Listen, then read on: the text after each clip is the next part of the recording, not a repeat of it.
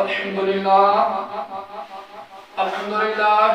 رب العالمين والعاقبة للمتقين والصلاة والسلام على شمس الهداية واليقين وعلى آله وأصحابه وأزواجه وذرياته وأهل بيته أجمعين. أما بعد فقد قال الله تبارك وتعالى في القرآن المجيد والفرقان الحميد: فأعوذ بالله من الشيطان الرجيم. بسم الله الرحمن الرحيم. يا أيها الذين آمنوا اتقوا الله ولتنظر نفس ما قدمت لغد. وقال النبي صلى الله تعالى عليه وسلم: من تشبه بقوم فهو منهم. وقال عليه الصلاة والسلام: من حسن إسلام المرء تركه ما لا يعنيه. آمنت بالله صدق الله العظيم وصدق رسوله النبي الكريم ونحن على ذلك من الشاهدين والشاكرين والحمد لله رب العالمين. قال رب اشرح لي صدري ويسر لي أمري واحلل عقدة من لساني يفقهوا قولي. ربي زدني علما نافعا وارزقني بالصالحين. سبحانك لا علم لنا إلا ما علمتنا إنك أنت العليم الحكيم.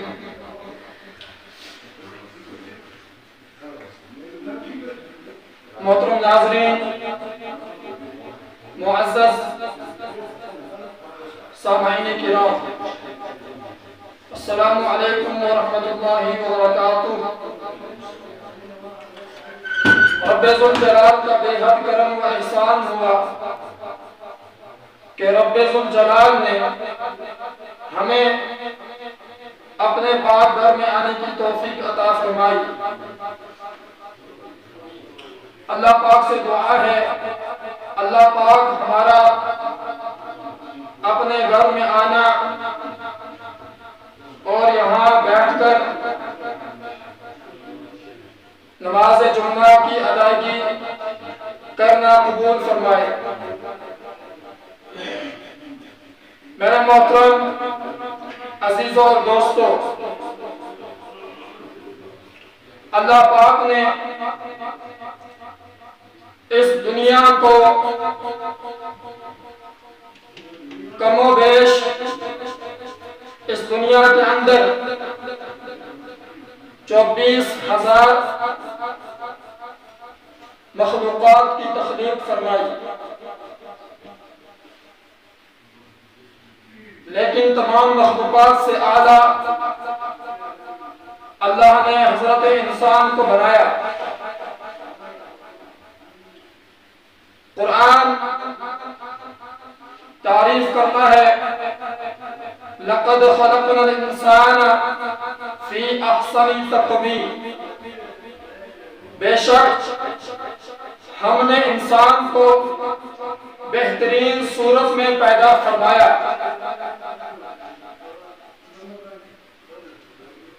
18,000 مخلوقات سے اعلیٰ کم و بیش 18,000 مخلوقات کو اللہ نے پیدا فرمایا اور 18,000 مخلوقات سے اعلیٰ انسانوں کو بنایا اور انسانوں کو ایک بہترین سانچے کے اندر، ایک بہترین صورت کے اندر تخلیق کیا، پیدا فرمایا۔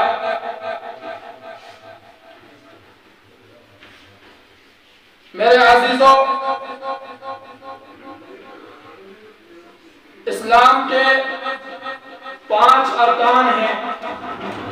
سب سے اول کلمہ طیبہ لا الہ الا اللہ محمد رسول اللہ صلی اللہ علیہ وسلم۔ اس کے بعد نماز کا قائم کرنا، اس کے بعد زکوٰۃ کا ادا کرنا، پھر رمضان المبارک کے روزے رکھنا اور آخر میں حج بیت اللہ کرنا۔ 5 ارکان ہیں اسلام کے، اور ان 5 ارکانوں میں سے جو سب سے اعلیٰ ہے، جو سب سے افضل ہے، وہ ہے نمبر 2 پر نماز۔ 5 ارکانوں میں سے اعلیٰ فضیلت جس کو بخشی گئی، جس کو اعلیٰ بنایا گیا، وہ نماز ہے۔ لیے کہ چاروں ارکان فرش کے اوپر اتارے اللہ نے، یعنی زمین کے اوپر نازل فرمائے چاروں ارکان۔ جب پانچواں ارکان جب نماز کی باری آئی تو رب کائنات نے فرش پر نہیں بلکہ اپنے محبوب علیہ السلام کو عرش پر بلایا، معراج کرائی اور نماز کے تحفے سے سرفراز فرمایا۔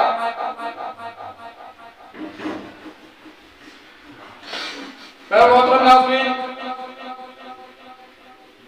سب سے پہلے تمام تعریفیں اس رب کائنات کے لیے ہیں کہ جس رب کائنات نے ہمیں ایمان کی دولت عطا فرمائی اور اس پیارے آقا صلی اللہ علیہ وسلم کی امت میں پیدا فرمایا۔ اور اللہ کے بعد اگر کوئی ذات تعریف کے لائق ہے، حمد و ثنا کے لائق ہے تو وہ ہے محمد عربی صلی اللہ تعالیٰ علیہ وسلم کی مبارک ذات۔ اس لیے ہم سب مل کر آپ صلی اللہ تعالیٰ علیہ وسلم کی ذات اقدس پر درود پاک کا نذرانہ پیش کرتے ہیں۔ ان اللہ وملائکتہ یصلون علی النبی یا ایھا الذین آمنوا صلوا علیہ وسلموا تسلیما۔ صلی اللہ علیک یا رسول اللہ وسلم علیک یا حبیب اللہ۔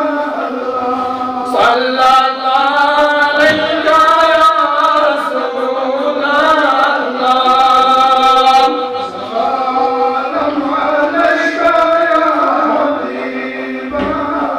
صلی اللہ علیک یا رسول اللہ وسلم علیک یا حبیب اللہ۔ صلی اللہ علیک یا رسول اللہ وسلم علیک یا حبیب اللہ۔ سارا درود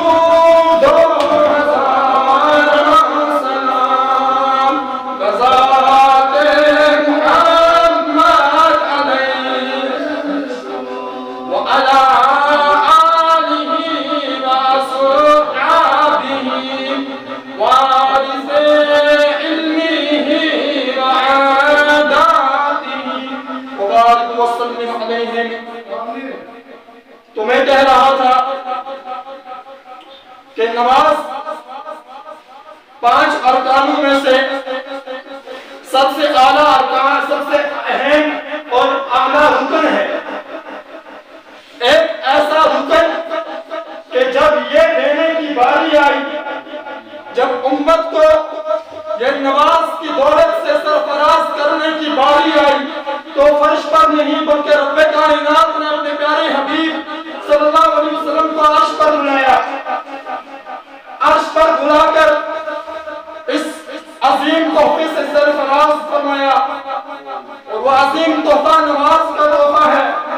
اللہ پاک نے اپنے محبوب کو عرش پر بلایا، اپنے پاس بٹھایا، وَكَانَ قَابَ قَوْسَيْنِ أَوْ أَدْنَىٰ کہ اتنا قریب کہ دو قاب قوسین، دو گھوموں کے جتنا، دو گھوموں میں جتنا فرق ہوتا ہے اتنا فرق میں اتنا ہی فرق تھا اللہ میں اور اللہ کے حبیب صلی اللہ علیہ وسلم میں۔ اور نماز کا تحفہ عطا فرمایا 50 نمازیں۔ کتنی نمازیں؟ 50 نمازیں اور 6 ماہ کے روزے۔ اول تو 50 نمازیں، پیارے حبیب صلی اللہ علیہ وسلم 50 نمازوں کا تحفہ لے کر واپس تشریف لائے اور پھر پہلے آسمان کے اوپر حضرت موسیٰ علیہ السلام سے ملاقات ہوئی۔ حضرت موسیٰ علیہ السلام نے پوچھا، اے پیارے حبیب صلی اللہ علیہ وسلم، اللہ نے آپ کو اپنے پاس بلا کر کیا تحفہ عطا فرمایا؟ تو پیارے حبیب نے فرمایا کہ اللہ نے مجھے 50 نمازیں عطا فرمائی۔ میری امت کے لیے کتنی نمازیں عطا فرمائیں؟ 50 نمازیں۔ حضرت موسیٰ علیہ السلام نے فرمایا، پیارے حبیب صلی اللہ علیہ وسلم، میری امت کے اوپر صرف 2 نمازیں فرض کی۔ کتنی نمازیں؟ 2 نمازیں۔ حضرت موسیٰ نے فرمایا میری امت کے اوپر 2 نمازیں فرض تھی لیکن وہ بھی نہیں پڑھتے تھے۔ آپ کی امت 50 نمازیں کیسے پڑھے گی؟ آپ اللہ کے پاس جائیں اور کچھ کمی کریں۔ پیارے آقا موسیٰ علیہ السلام کے سوال پر واپس تشریف فرما ہوئے، اللہ کے دربار میں حاضر ہوئے، سوال کیا اور نمازوں کے میں کمی کی درخواست کی۔ اللہ پاک نے 5 نمازیں کم کر دی۔ کتنی بچ گئی؟ 45۔ پھر موسیٰ علیہ السلام سے بولا، پھر موسیٰ علیہ السلام نے واپس بھیج دیا۔ ایسے کرتے کرتے 9 بار، جب 9ویں بار اللہ کے بارگاہ میں پہنچے تو پھر کہا کہ اب مجھے شرم آتی ہے، حیا آتی ہے، اب میں درخواست نہیں کر سکتا۔ 9 into 5 کتنا ہو گیا؟ 45۔ تو 9ویں بار اللہ کے حبیب صلی اللہ علیہ وسلم نے درخواست کرنے سے جو ہے منع کر دیا، کہا کہ مجھے شرم آتی ہے۔ بہرحال 5 نمازیں رہ گئی۔ پھر فرمایا، موسیٰ علیہ السلام نے فرمایا کہ آپ کی امت یہ 5 بھی نہیں پڑھے گی۔ اللہ کے حبیب نے فرمایا، اللہ نے مجھے بشارت دی ہے کہ میری امت اگر 5 پڑھے گی 50 کا ثواب عطا کرے۔ قرآن میں ہے من جاء بالحسنۃ فلہ عشر امثالھا، جو ایک نیکی لے کر آئے گا اس کو 10 عطا کرے گا۔ تو فرمایا کہ 5 پڑھے گی 5 into 5 کتنا ہو گیا؟ 5 into 10 50، 50۔ 5 پڑھے گی 50۔ من جاء بالحسنۃ فلہ عشر، عشر کہتے ہیں 10 کو عربی میں، فلہ عشر امثالھا، ایک نیکی لے کر آئے گا 10 عطا کروں گا۔ اب آپ اندازہ کریں، اللہ کے حبیب نے فرمایا، اللہ فرماتے ہیں 5 پڑھیں گے تو 50 کا ثواب عطا کروں گا۔ سبحان اللہ، سبحان اللہ۔ یہ ہے پیارے حبیب صلی اللہ علیہ وسلم کی شان۔ اور میرے عزیزوں، پہلی امتوں کو نمازیں تو تھیں لیکن پوری مکمل نماز نہیں تھی۔ موسیٰ علیہ السلام کی امت پر 2 نمازیں فرض تھیں۔ کتنی نمازیں؟ 2۔ باقی امتوں پر بھی نمازیں تھیں لیکن پوری نہیں تھی۔ کسی کو رکوع تک یا قیام تک بھی نماز ملی تھی، مکمل نماز کسی کو نہیں ملی۔ مکمل نماز اس امت کو ملی، پیارے آقا صلی اللہ علیہ وسلم کی امت کو۔ اور باقی امتوں کی نمازوں کے لیے مسجدیں نہیں تھی، مسجدیں نہیں تھی۔ اللہ نے اس امت کو ایک مکمل نماز عطا کی، رکوع، سجود، قیام، قرات، سب کچھ عطا کیا، مکمل نماز اور پھر مسجدیں بھی عطا کی۔ یہ کس کی برکت سے ہوا؟ بتائیں، پیارے حبیب صلی اللہ علیہ وسلم کی برکت سے۔ اس لیے کہ پیارے حبیب مقصد کائنات ہیں، مقصد تخلیق کائنات ہیں۔ تخلیق ہو گیا پیدا کرنا، یعنی کہ کائنات کے پیدا ہونے کا مقصد ہے۔ پیارے آقا، اگر پیارے آقا صلی اللہ علیہ وسلم نہ ہوتے تو کائنات نہ ہوتی۔ ہمارا ایمان ہے، عقیدہ ہے، مقصد تخلیق کائنات ہے۔ اور قرآن کہتا ہے من یطع الرسول فقد اطاع اللہ، جس نے اطاعت کی رسول صلی اللہ علیہ وسلم کی تو اس نے اطاعت کی اللہ۔ پہلے کیا فرمایا؟ یہ نہیں فرمایا من یطع اللہ کہ پہلے اللہ کی اطاعت پھر رسول، نہیں، جس نے رسول کی اطاعت کی۔ پہلے فرمایا رسول کی اطاعت، رسول کی اطاعت کی، اس نے اللہ کی اطاعت کی۔ جب رسول کی اطاعت ہوگی گویا اس میں اللہ کی اطاعت بھی شامل ہو سکتی۔ اب رسول صلی اللہ علیہ وسلم نے جو فرمایا، جو بتلایا، آپ کے اقوال، آپ کے افعال، آپ کے اعمال۔ اقوال ہو گیا جو کہا، افعال ہو گیا جو کیا، افعال اعمال جو کیا کر کے دکھایا، سارا اس امت کے لیے مشعل راہ ہے، سارا اس امت کے لیے اسوہ حسنہ ہے۔ پوری زندگی لقد کان لکم فی رسول اللہ اسوہ حسنہ، سورہ احزاب میں اللہ فرماتے ہیں تمہارے لیے رسول اللہ صلی اللہ علیہ وسلم کی زندگی میں ایک بہترین اسوہ ہے۔ اسوہ کا اگر دوسرا ترجمہ کریں طریقہ ہے، ٹھیک، ایک آئیڈیل ہے۔ تو میرے عزیزوں، اسوہ حسنہ ہے پیارے حبیب صلی اللہ علیہ وسلم کی زندگی، جو فرمایا امتی کو وہی کرنا ہے، اگر کر لیا تو کامیابی مل جائے گی۔ اللہ نے احکامات کو اتارے، اللہ نے یہ کہا 5 نمازیں فرض ہیں، اللہ نے یہ کہا رمضان کے روزے رکھنے ہیں، اللہ نے یہ کہا حج کرنا ہے، اللہ نے کہا زکوٰۃ مسلمانوں پر فرض ہے، لیکن اللہ نے نماز کا طریقہ، رمضان کا روزہ فرض تو کیا، لیکن یہ رکھنے کیسے ہیں، ان کا طریقہ کیا ہے، کس چیز سے روزہ ٹوٹے گا اور زکوٰۃ کن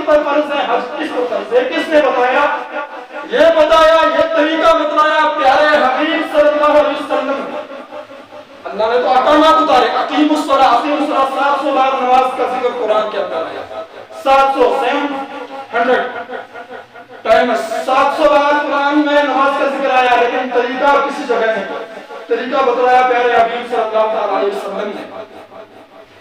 زکوٰۃ کا حکم آیا، وآتوا الزکاۃ، نماز کے ساتھ کس کا حکم؟ زکوٰۃ، وأقیموا الصلاۃ وآتوا الزکاۃ، نماز قائم کرو اور زکوٰۃ ادا کرو۔ اب زکوٰۃ کس پر فرض ہے یہ طریقہ بتایا پیارے حبیب نے، صاحب نصاب پر فرض ہے، ٹھیک۔ اسی طریقے سے حج کس پر فرض ہے؟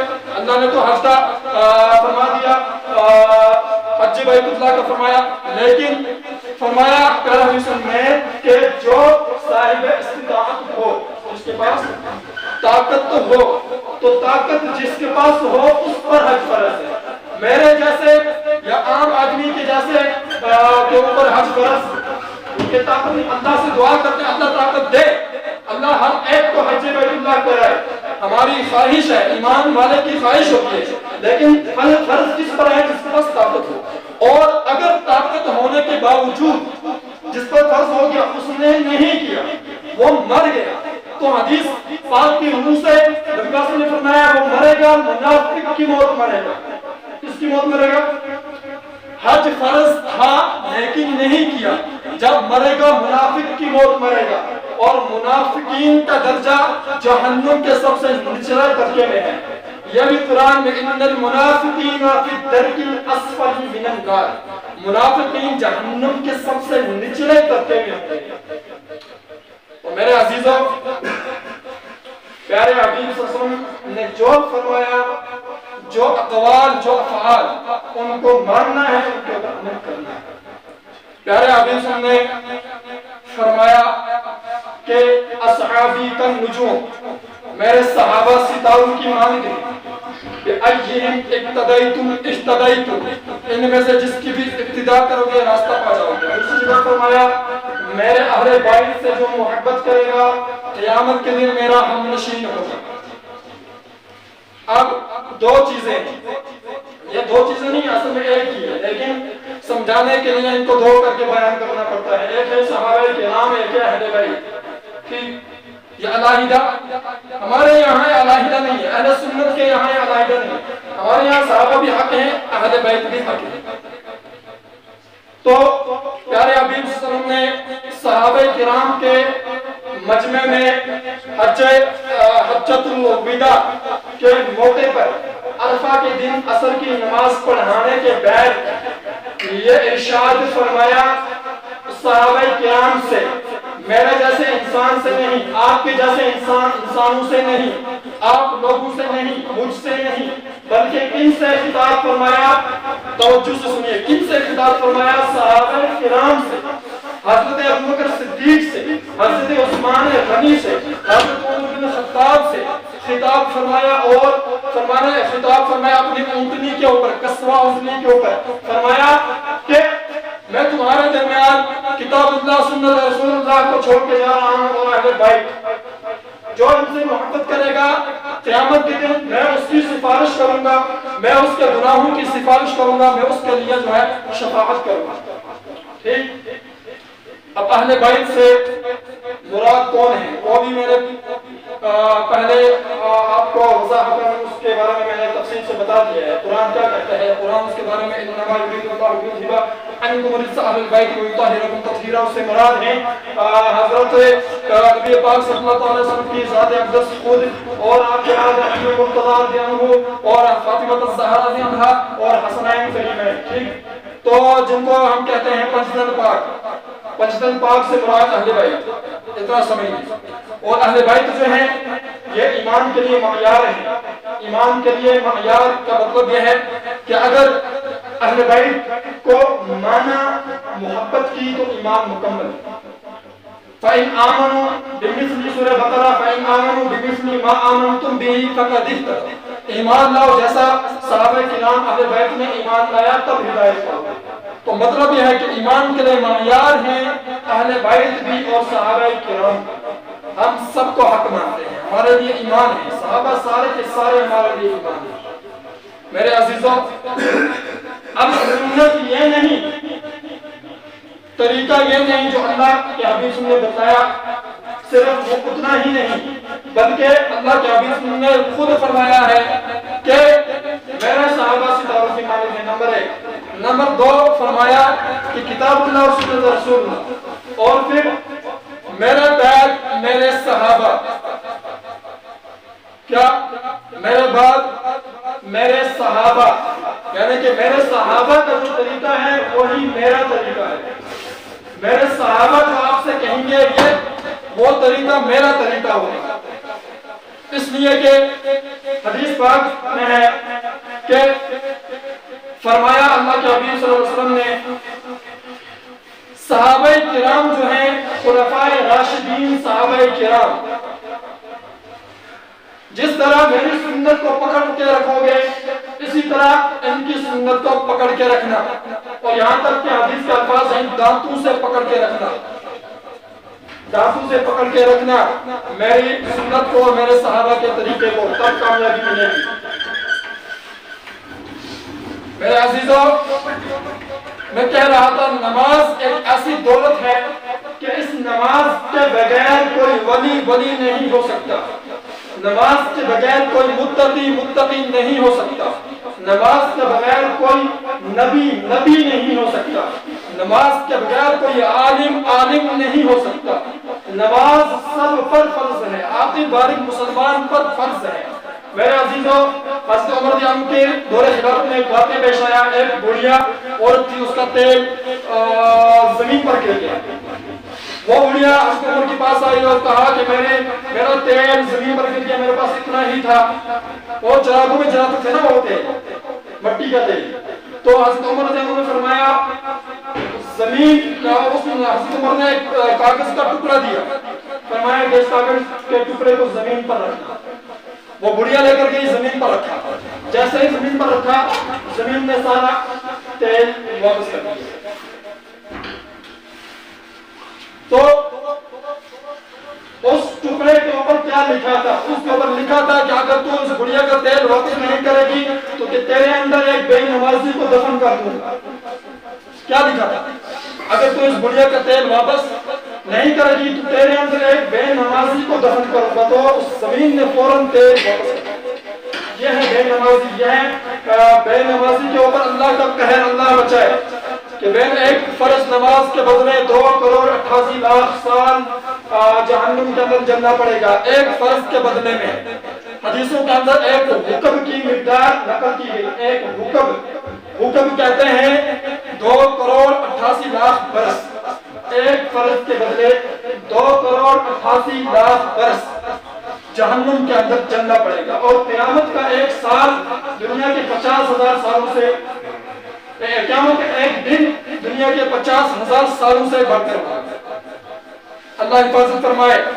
میرے عزیزوں، نماز ایک ایسی دولت ہے کہ جس وقت امام علی مقام حضرت حسین رضی اللہ تعالی عنہ کربلا کے اندر، میدان جنگ کے اندر جنگ فرما رہے ہیں یزیدیوں سے، تو ایک صحابی سے فرمایا کہ شمر سے کہو کہ مجھے نماز پڑھنے دے، نماز کا وقت تھا۔ کیا فرمایا؟ شمر سے کہو مجھے نماز پڑھنے دے۔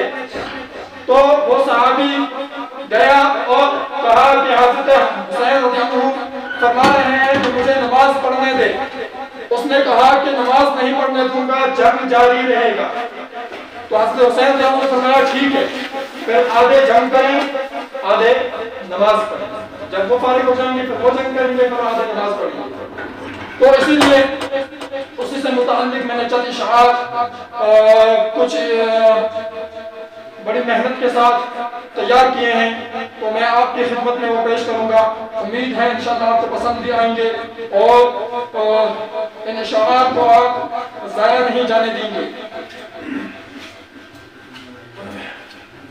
دل برا بھی حسین ہے، غم عاشقاں بھی حسین ہے، دل برا بھی حسین ہے، غم عاشقاں بھی حسین ہے، صف برزبی بھی حسین ہے، سر آسماں بھی حسین ہے۔ جہاں فیصلے ہوں ضمیر کے کسی آدمی کے خمیر کے، جہاں فیصلے ہوں ضمیر کے کسی آدمی کے خمیر کے، وہاں لاکھ ابن زیاد ہوں لاکھ ابن زیاد ہوں وہاں ایک جاں بھی حسین ہے۔ جہاں فیصلے ہوں ضمیر کے کسی آدمی کے خمیر کے وہاں لاکھ ابن زیاد ہوں وہاں ایک جاں بھی حسین ہے۔ نہ یزیدیت کا وکیل ہوں نہ یزیدیت کا وکیل ہوں نہ یزیدیت کا کفیل ہوں نہ یزیدیت کی دلیل ہوں میں حسینیت کی سبیل ہوں۔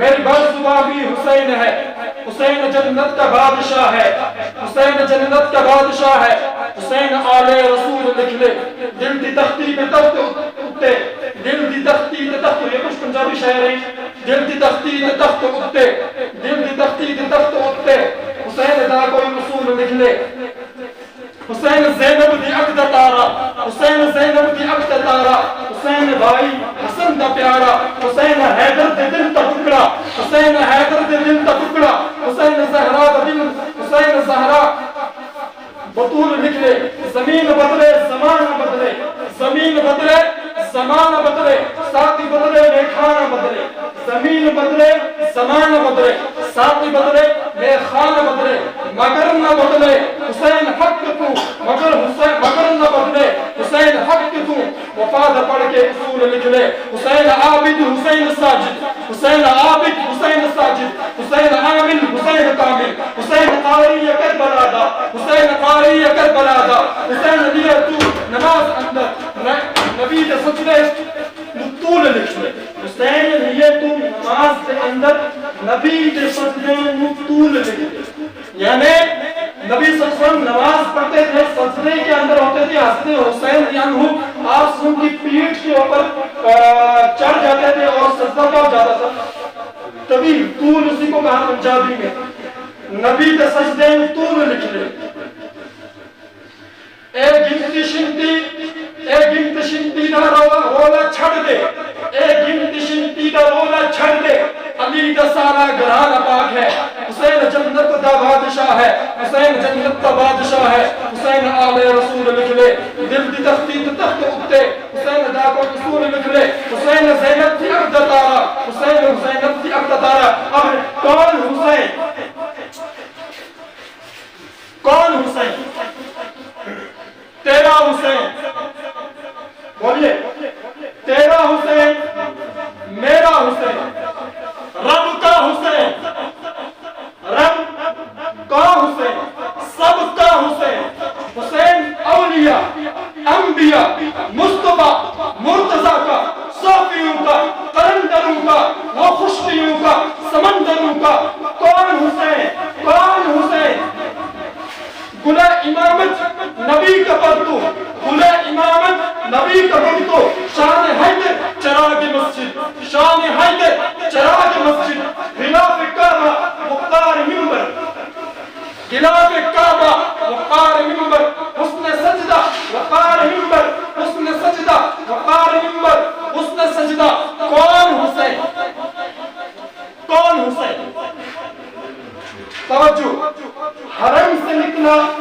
علم اڑاتا حرم سے نکلا علم اڑاتا حرم سے نکلا علم اڑاتا ملوکیت کا ملوکیت کے محل گراتا یزیدیت کے نشان مٹاتا ملوکیت کے محل گراتا یزیدیت کے نشان مٹاتا کون حسین حسین وہ انقلاب لایا حسین وہ انقلاب لایا بقا کی ایسی کتاب لایا حسین وہ انقلاب لایا بقا کی ایسی کتاب لایا کہ جس کا عنوان ہے شہادت کہ جس کا عنوان ہے شہادت شہید زندہ ہے تا قیامت حسن سجدہ حسن سجدہ جس کی جرت پہ جہاں رنگ گرو جس کی جرت پہ جہاں رنگ گرو سجدے میں ہے جس کی جرت پہ جہان رنگ گرو سجدے میں ہے آج وہ رنگ سے آشنا سر او سجدے میں ہے کیا عابد ہے کہ مقتل کے مسلح پہ کھڑا ہے کیا عابد ہے کہ مقتل کے مسلح پہ کھڑا ہے حسین کیا اس سجدے کے اندر ہے یزید تلوار لے کر کھڑا ہے یہی شاعر کہہ رہا ہے کیا عابد ہے کہ مقتل کے سجدے پہ کھڑا مقتل کے مسلح پہ کھڑا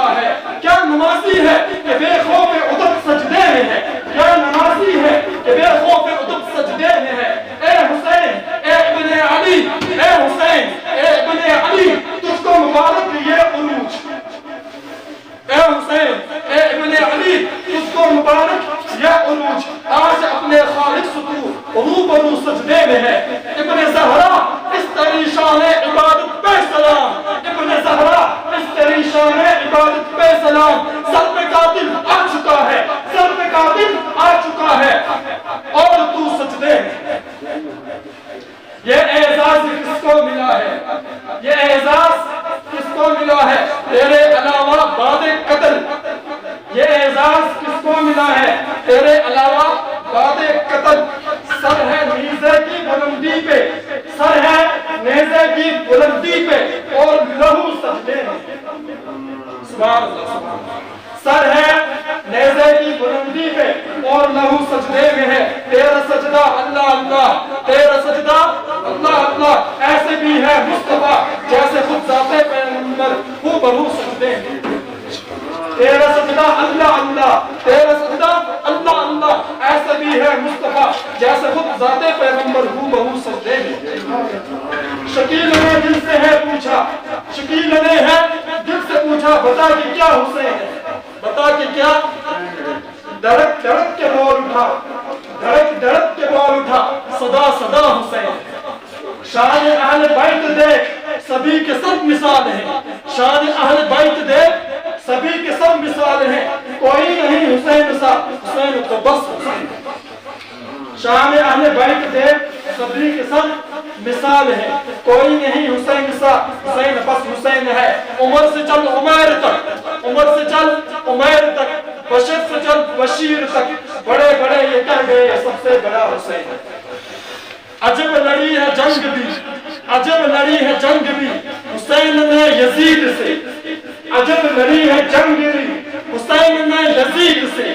یزید اس سے بڑھ کے جیت گیا، ہو اس سے بڑھ کے جیت کا کیا یزید تھا حسین ہے۔ عجب لڑی ہے جنگ بھی حسین نے یزید سے، ہو اس سے بڑھ کے جیت کیا یزید تھا حسین ہے۔ میرے عزیزوں، حضرت حسین رضی اللہ تعالیٰ عنہ نے کربلا کے اندر یہ مثال قائم کی کہ دشمن تلوار لے کر کھڑا ہے اور گردن مبارک بھی کٹ گئی، سر تن سے جدا ہو گیا، لیکن نماز نہیں چھوڑی۔ یہ مثال امت کے لیے، امت کے لیے ایک ایسی مثال، وہ حسین جس کو دنیا کے اندر اللہ کے نبی نے جنت کی بشارت دی تھی اور کہا تھا حسین جنت کا بادشاہ ہے، حسین جنت کے نوجوانوں کا سردار ہے، جن کو دنیا میں جنت کی بشارت ملی، انہوں نے اپنا سر مبارک اس اسلام کے لیے قربان کر دیا، اس اسلام پہ قربان کر دیا اور مثال قائم کر دی کہ نماز کسی بھی حال میں معاف، نماز ادا کرنی ہے، نماز کسی بھی حال میں معاف نہیں ہے۔ اگر معاف ہوتی تو اس حال میں تو ہوتی نا، ان کو تو معاف ہوتی، وہ تو جنت کے نوجوانوں کے سردار تھے، ان کو جنت کی بشارت ملی۔ اور ان کے علاوہ بھی فرمایا کہ اگر جنگ میدان جنگ چل رہا ہو تو اس جنگ کے اندر بھی نماز معاف نہیں ہے، گھوڑے کا رخ جس طرف ہو اسی طرف نماز ادا کی جائے۔ ٹھیک، نماز معاف کسی بھی صورت میں بلا عذر یعنی کہ عذر کے بغیر، بیماری وغیرہ ہو کچھ ہو، اس عذر کے بغیر جو شخص بھی ایک نماز جان بوجھ کر قضا کرے گا، وہ اس کی بدولت، اس کی وجہ سے ایک فرض کے بدلے 1 کروڑ 2 کروڑ 88 لاکھ سال جہنم کے اندر چلے گا۔ اللہ حفاظت فرمائے۔ اور امام احمد بن حنبل کا مسلک آپ کو معلوم ہے کیا ہے؟ مکہ کے اندر، سعودی عربیہ کے اندر حنبلی مسلک کو فالو کیا جاتا ہے۔ آپ گوگل کے اندر سرچ کر سکتے ہیں، یوٹیوب پر آپ معلوم کر سکتے ہیں کہ مکہ کے اندر، سعودی عرب کے اندر کون سی مسلک کو فالو کیا جاتا ہے۔ وہاں پر سلیبس کے اندر بھی حنبلی مسلک کو پڑھایا جاتا ہے، ان کے سلیبس میں بھی حنبلی مسلک شامل ہے۔ ٹھیک، تو امام احمد بن حنبل کا فتویٰ ہے کہ من ترک الصلاۃ متعمدا فقد کفر۔ حدیث پاک ہے، میں ان کا فتویٰ عرض کر رہا ہوں۔ فتویٰ ہے کہ جس نے ایک نماز جان بوجھ کر چھوڑ دی وہ کافر ہو۔ یہ حنبلی مسلک کا کیا ہے فتویٰ ان کے مسلک کے اندر۔ بہرحال تو ہمارے یہاں یہ تو نہیں ہے کہ کافر ہو جائے گا نماز کے چھوڑنے سے، یہی، لیکن یہ ہے من ترک الصلاۃ متعمدا فقد کفر۔ امام بخاری نے اس کی تشریح کی ہے کہ جس نے ایک نماز جان بوجھ کر چھوڑی تو گویا اس نے ناشکری کی، اور جو ناشکرا ہوتا ہے اس کے بارے میں اللہ کے قرآن میں ایک آیت پاک میں ہے کہ لئن شکرتم لازیدنکم، اگر تم شکر کرو گے میں تمہاری نعمتوں میں اضافہ کروں گا، ولئن کفرتم، وہاں پر بھی یہی لفظ استعمال کیا اللہ نے، کفارہ کفر کا لفظ، ولئن کفرتم اس کا ترجمہ کیا کہ اور اگر تم ہو گئے ان عذابی لشدید، تو میرا عذاب بہت سخت ہے۔ تو شکر ناشکر والے کے لیے اللہ کا عذاب بہت، ان بطش ربک لشدید، تیرے رب کی پکڑ بہت سخت ہے۔ اللہ حفاظت فرمائے۔ اللہ پاک سے دعا کریں اللہ پاک ہم سب کو نماز کی پابندی کرنے والا بنائے اور صحابہ کرام اور اہل بیت سے محبت کرنے والا بنائے۔ اللہ پاک ہم سب کو نبی پاک صلی اللہ علیہ وسلم کی لائی ہوئی پیاری مبارک مقدس شریعت کے اوپر عمل پیرا بنائے۔ ہر آن، ہر شام، ہر لمحہ، ہر لحظہ پیارے حبیب صلی اللہ علیہ وسلم کی سنتوں کے اوپر چلنے والا بنائے اور سچا اور پکا عاشق بنائے۔ اگر سچا عاشق بنیں گے تبھی کامیابی ملے گی۔ اگر دل سے، اگر زبان سے دعوے کریں گے عشق کے لیکن دل میں عشق نبی نہیں ہوگا تو پھر وہ شاعر کہتا ہے اگر دل میں عشق محمد نہیں ہے تو کلمہ پڑھنے پڑھانے سے کیا فائدہ۔ تو ایسے ہی ہے کہ اگر دل میں عشق محمد صلی اللہ علیہ وسلم بہت ہی ضروری ہے۔ عاشق وہ بنتا ہے جو سنتوں کے اوپر چلتا ہے، عاشق وہ بنتا ہے جو آپ صلی اللہ علیہ وسلم کے طریقوں کو فالو کرے گا، جو آپ صلی اللہ علیہ وسلم کی سنتوں کے اوپر عمل کرے گا۔ ہاں اگر کسی نے کسی دوسری قوم کی مشابہت اختیار کی تو خطبے کے اندر جو میں نے آیت کی تلاوت کی، حدیث پاک بتائی، من تشبہ بقوم فہو منہم، جو کسی قوم کی مشابہت اختیار کرے گا اللہ پاک قیامت کے دن انہی میں سے اٹھائے گا۔ تو اگر ہم مشابہت اختیار کریں گے کن کی؟ صحابہ کرام کی، اہل بیت کی، پیارے حبیب صلی اللہ علیہ وسلم کی ذات اقدس کو اپنا آئیڈیل بنائیں گے، اسوہ حسنہ بنائیں گے تو ہم دنیا کے اندر بھی کامیاب ہوں گے اور آخرت کے اندر بھی کامیاب ہوں گے۔ دنیا کی کامیابی تو ظاہر ہے لیکن آخرت کی زندگی ابدا ہے، اس کے اندر جو کامیاب ہو گیا وہ کامیاب ہمیشہ کے لیے کامیاب ہو گیا۔ اس لیے اللہ سے دعا کریں اللہ پاک ہر آن، ہر شان، ہر لمحہ اپنے پیارے حبیب صلی اللہ علیہ وسلم کی سنتوں پر عمل کی توفیق عطا فرمائے اور نماز پنجگانہ نماز باجماعت ادا کرنے والا بنائے۔ اللہ پاک تمام بیماروں کو شفا عطا فرمائے، جو ہسپتالوں کے اندر بیمار ہیں، گھروں کے اندر بیمار ہیں، اللہ پاک سب کو شفا عطا فرمائے۔ یا اللہ جو لوگ جنہوں نے دعاؤں کے لیے کہا ہے ان کی جائز حاجات پورا فرما۔ اللہ ہماری ان دعاؤں کو حضور پاک صلی اللہ علیہ وسلم کے سب کے دعائیں قبول و منظور فرما۔ وآخر دعوانا الحمدللہ رب العالمین۔